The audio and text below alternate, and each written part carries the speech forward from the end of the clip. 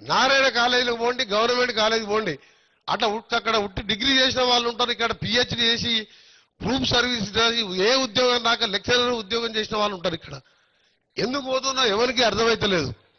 బట్టి పట్టిస్తే ఎంతో మంది వందల మంది విద్యార్థులు ఆత్మహత్య చేసుకుంటున్నారు.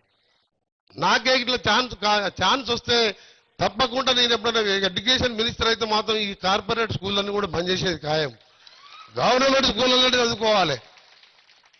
ఆడు ఎవరైనా పేదవాళ్ళు వస్తారు ఇంటికి ఇప్పుడు అడ్మిషన్ల సీజన్ వచ్చిందంటే నాకు భయం అవుతుంది. పోయొచ్చిన సార్ నారాయణకు ఈ బ్రాంచ్కు చైతన్యకు ఎంతన్నా రానంటే 3 లక్షలు అన్నాను. అది ఉండేదే 2. ఆయనకు తెలిసి ఇట్లా కోమంటాడు. ఇంకా మనసులో అనగానే 3 పోంటాడు. మనం ఫోన్ చేయగానే సార్ మంచిది సార్ 2కి ఇస్తా అంటాడు. అసలు 2 లక్షలు దాని ఫీజు. చెప్పుడు 3 చెప్తాడు. ఎంత దొంగలంటే వాళ్ళ గురించి ఎంత తక్కువ మార్చాలి అంత మంచిది. నాకు కోపం వస్తుంది. విద్యను అమ్ముకోండి. విద్య వ్యాపారం కాదు. విద్య అనేది నాన్ ప్రాఫిటబుల్. అది యాక్ట్ చట్టం ఉన్నది 25% పేదోళ్ళకి సీట్లు ఇవ్వాలని.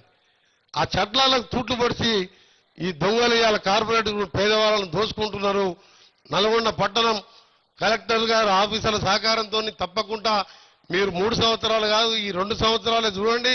కార్పొరేషన్ ద్వారా నిధులు తెచ్చి ప్రతి పేదవాడికి ఇల్లు కట్టించే కార్యక్రమంతో పాటు ప్రతి డ్రైనేజ్ వ్యవస్థతో పాటు పూర్తి తెలంగాణలో 12,000 కోట్లు ఒకటేసారి ఇవాళ ఫిబ్రవరి 7వ తారీఖు హైబ్రిడ్ యాన్యుటీ మోడల్ కింద టెండర్లు పిలుచుకున్న నా డిపార్ట్మెంట్లో 12,000 కోట్లు ఆర్బీఐ గ్యారంటీతోని.